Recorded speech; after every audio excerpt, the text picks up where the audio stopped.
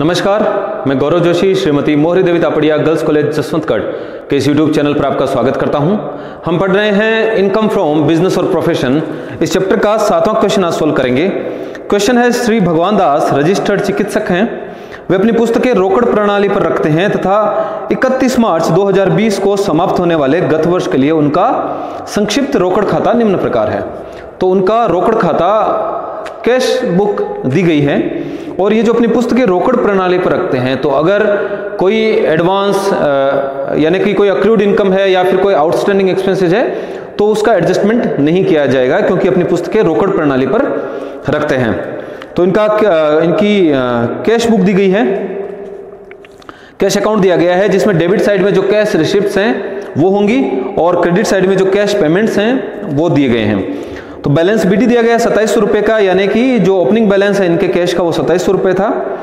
Loan from bank, उन्होंने एक loan लिया है बैंक से 6000 रुपये का। सेल्स ऑफ मेडिसिन, जो मेडिसिन की बिक्री से जो इनको पैसा आया है वो आया 30,500 रुपये का। कंसल्टेशन फीस है 12,000 रुपये की।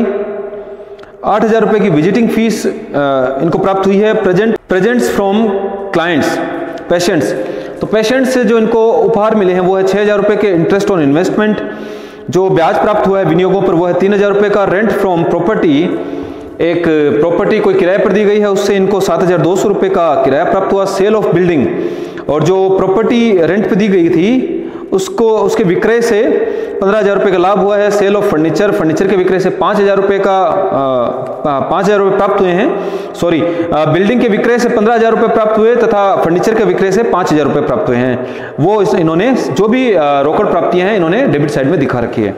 क्रेडिट साइड में जो भी भुगतान हुए हैं, जो भी पेमेंट्स हुए हैं, कैश पेमेंट्स, वो दिखाए हैं। बाय परचेज ऑफ मेडिसिन, दवाइयों की खरीदी की है, क्रय किया है 20,000 रुपये का। Bye surgical equipments, surgical equipments खरीदे हैं 6,000 रुपये के। मोटर कार खरीदी 12,000 रुपये की। कार एक्सपेंसेज है 1,800 रुपये के। सैलरीज है 1,200 रुपये की, सैलरी चुकाई गई है। रेंट ऑफ डिस्पेंसरी, जिस डिस्पेंसरी में ये चिकित्सा कार्य करते हैं वहां का किराया है 1,200 रुपये। जनरल एक्सपेंसेज, सामान्य व्यय हुए हैं 600 रुपये के।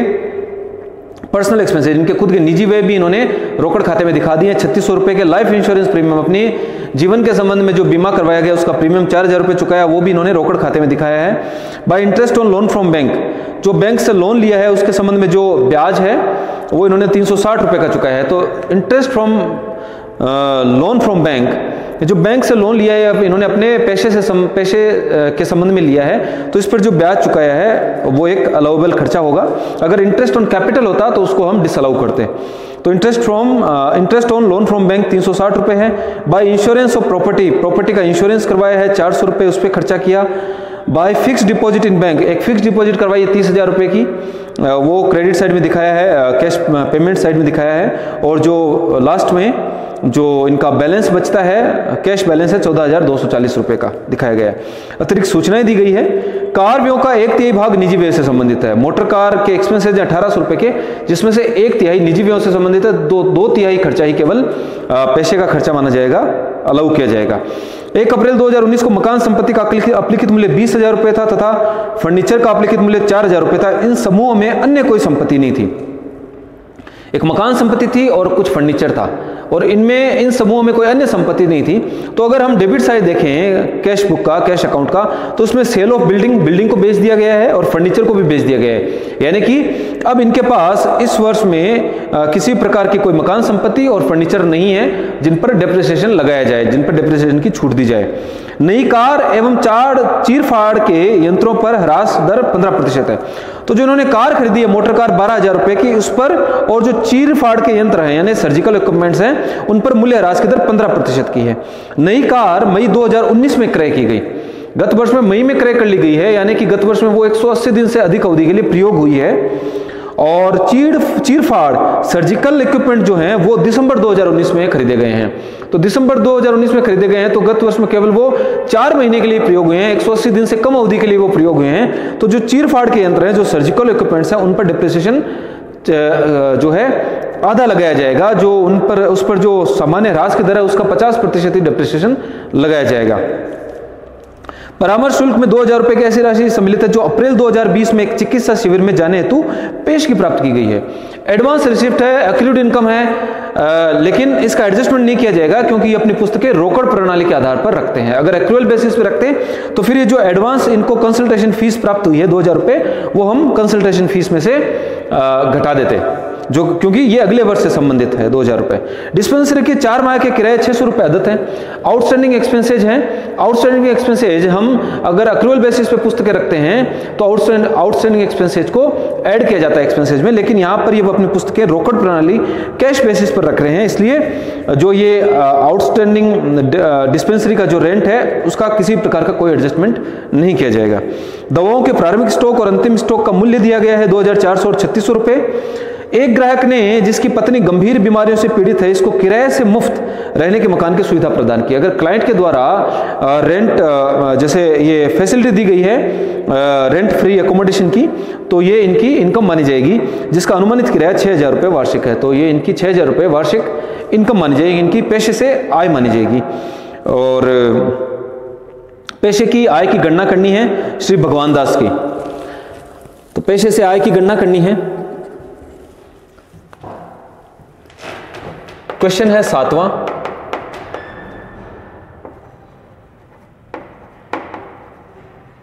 Computation of taxable income from profession of Shri Bhagwan Das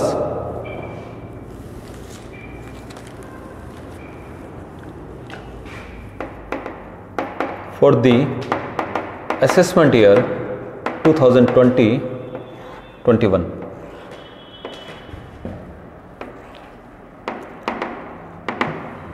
amount, particulars,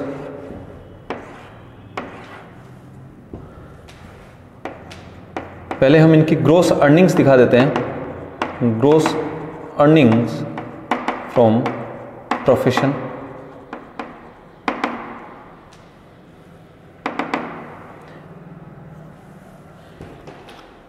इन्होंने कैश बुक कैश अकाउंट अपना दिया हुआ है और कैश बुक के हिसाब से अगर देखें तो सेल्स ऑफ मेडिसिन्स, दवाइयों के विक्रय से इनको 30,500 रुपये प्राप्त हुए, जो इनके प्रोफेशन से आय मानी जाएगी।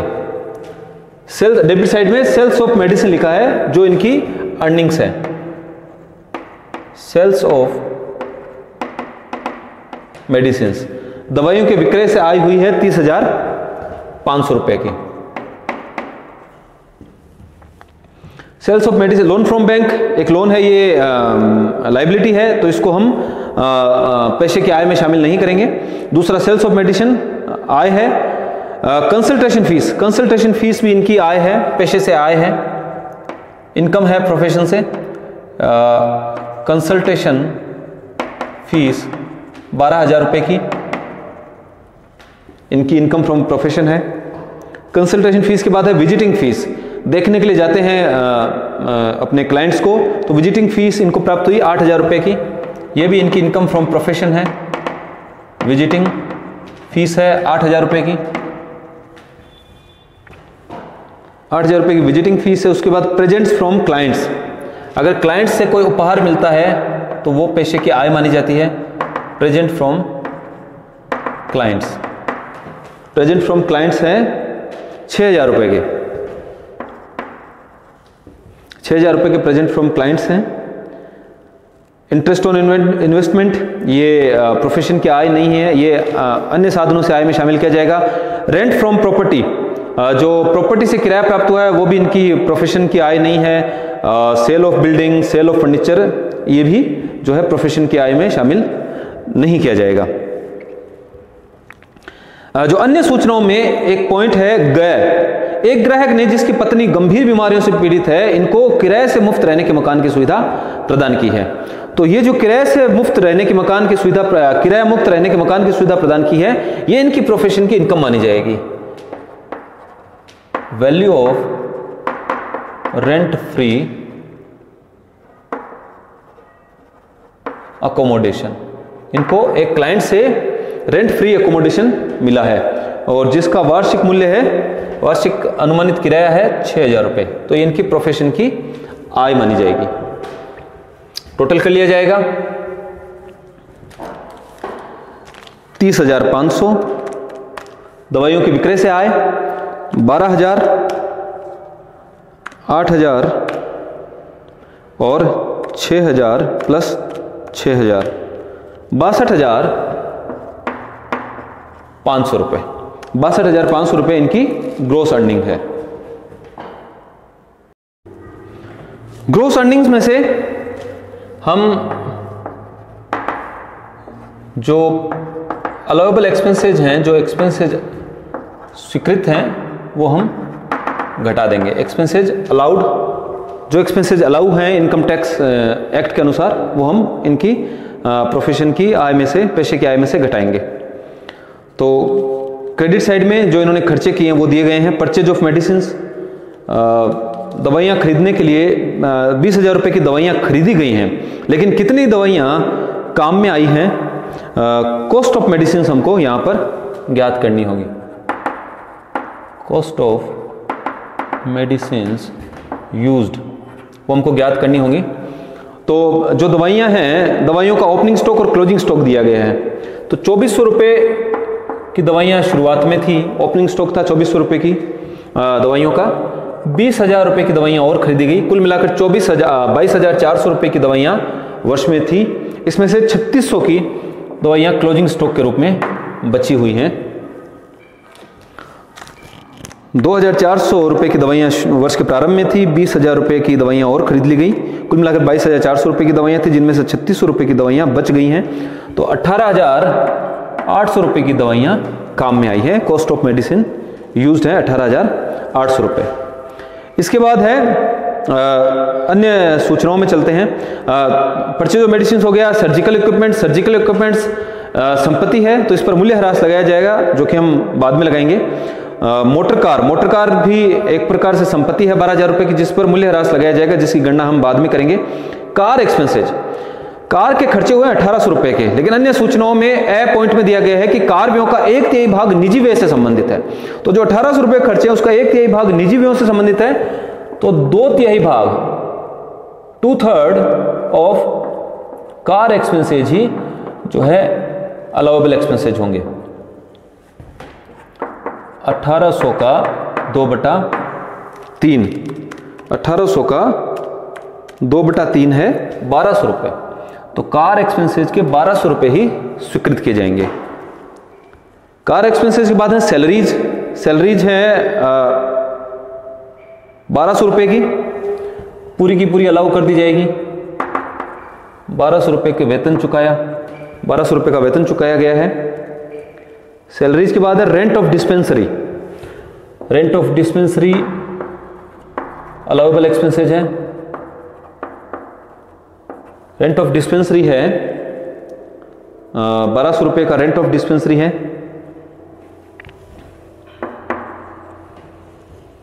रेंट ऑफ डिस्पेंसरी के बाद में है जनरल एक्सपेंसेस, सामान्य व्यय। पैसे के सामान्य व्यय हुए हैं 600 रुपये के। जनरल एक्सपेंसेज अलाउ कर दिए जाएंगे। क्रेडिट साइड देख रहे हैं हम। क्रेडिट साइड में पर्सनल एक्सपेंसेज हैं जो कि अलाउ नहीं किए जाते। पर्सनल एक्सपेंसेज निजी व्यय हैं जो प्रोफेशन की इनकम में से नहीं घटाए जाएंगे, पैसे की आय में से नहीं घटाए जाएंगे। लाइफ इंश्योरेंस प्रीमियम चुकाया है, अपने स्वयं के जीवन के संबंध में बीमा चुकाया गया, ये भी निजी व्यय है 4000 रुपये के। ये भी हम पैसे की आय की गणना करते समय इनको स्वीकृत नहीं करेंगे। Interest on loan from bank, interest on loan from bank allowable expenses है। Interest on loan from bank ये अलाउएबल एक्सपेंसेज है। Interest on loan from bank है 360 रुपये का। इसके बाद है इंश्योरेंस ऑफ प्रॉपर्टी। तो जिस प्रॉपर्टी का इंश्योरेंस करवाया गया था वो प्रॉपर्टी ही बेच दी गई है, तो इंश्योरेंस ऑफ प्रॉपर्टी जो है पैसे से के संबंध में खर्चा नहीं है। फिक्स डिपॉजिट करवाई है बैंक में 30,000 रुपये की, ये भी एक प्रकार से संपत्ति है, तो इसका भी ये खर्चा नहीं है, इसको हम पैसे की आय में से नहीं घटाएंगे।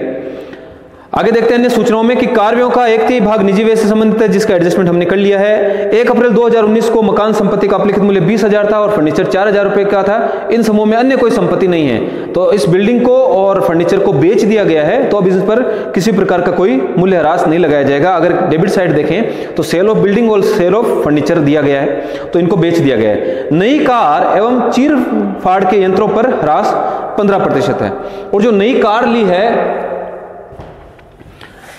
डेप्रिसिएशन ऑन कार खरीदी गई है 12,000 रुपए में, तो 12,000 का 15% कार पर डेप्रिसिएशन लगा दिया जाएगा। तो 12,000 का 15% 1,800 रुपए डेप्रिसिएशन लगाया जाएगा कार पर। कार खरीदी है 12,000 रुपए की और 12 पर। लेकिन एक चीज हमको यहां ध्यान रखनी है कि जो कार है, कार का 1/3 भाग निजी जो है उपयोग के लिए आता है, क्योंकि ए पॉइंट में दिया है कार व्ययों का 1/3 भाग निजी व्यय से संबंधित है, तो कार का 1/3 जो है निजी उपयोग किया जाता है। तो जो डेप्रिसिएशन है उसका 2/3 भाग ही केवल जो है पेशे की आय में से घटाया जाएगा। 1/3 भाग जो डेप्रिसिएशन है वो पर्सनल काम में लेने के कारण, निजी उपयोग में लेने के कारण वो डेप्रिसिएशन संबंधित है उससे। तो 12,000 का 15% होता है 1,800, और 1,800 का 2/3 अगर देखें, 1,800 का 2/3 देखें तो होता है 1,200। क्योंकि जो कार है, कार का 1/3 भाग निजी उपयोग किया जाता है, तो कार का जो डेप्रिसिएशन है उसका 2/3 भाग ही केवल पेशे से संबंधित होगा। पेशे की आय में से जो है उसकी कटौती स्वीकृत की जाएगी। आगे है सर्जिकल इक्विपमेंट्स, जो चीर फाड़ के यंत्र हैं, वो यंत्र दिसंबर 2019 में खरीदे गए हैं। तो कोई संपत्ति अगर गत वर्ष में 6 माह से यानी कि 180 दिन से कम अवधि के लिए प्रयुक्त की जाती है, तो उस पर जो सामान्य मूल्यह्रास की दर का 50% ही मूल्यह्रास लगाया जाता है। Depreciation on surgical equipments, surgical equipments की कॉस्ट है 6,000 रुपए की, तो 6,000 का 7.5%, सामान्य मूल्यह्रास की दर है 15%, तो 15% का 50%, 15% का आधा ही मूल्यह्रास लगाया जाएगा, क्योंकि सर्जिकल इक्विपमेंट्स गत वर्ष में 180 दिन से कम अवधि के लिए प्रयुक्त हुए हैं।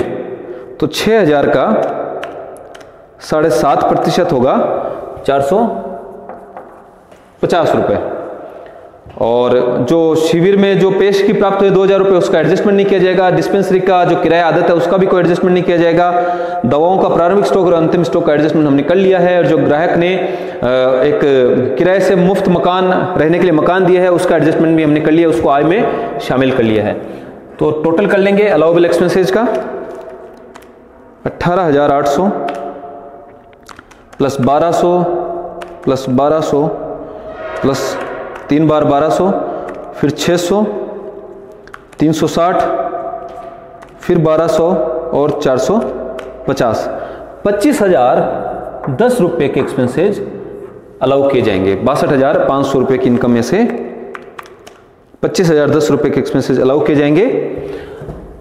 37,490 रुपये, 37,490 रुपये श्री भगवान दास की इनकम फ्रॉम प्रोफेशन होगी। Income from profession. आज की क्लास में इतना ही। मैं आशा करता हूं कि आज की क्लास में हमने जो क्वेश्चन सॉल्व किया वो आपको अच्छे से समझ में आया होगा। इस वीडियो को लाइक कीजिए, शेयर कीजिए, हमारे YouTube चैनल को सब्सक्राइब कीजिए। धन्यवाद।